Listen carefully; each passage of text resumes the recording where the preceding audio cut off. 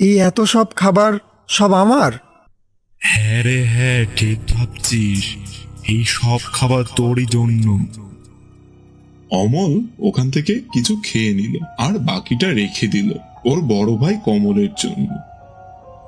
বল এবার কি চাস তুই? জাদু গাছ, তুমি কি আমাকে একটা কাজের ব্যবস্থা করে দেবে? কাজ না পেলে আমাকে যে বাড়ি থেকে বের করে দেবে।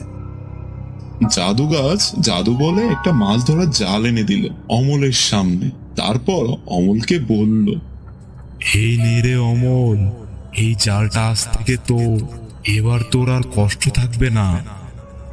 কথা বলতে বলতে অমল দেখলো তার ভাঙা হাতটা আর আগের মতো নেই, একদম ঠিক হয়ে গেছে। সে খুশিতে দিশেহারা।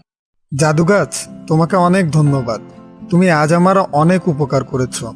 আমি সব সময় তোমার এই উপকারের কথা মনে রাখবো। তাহলে আজ আমি আসি।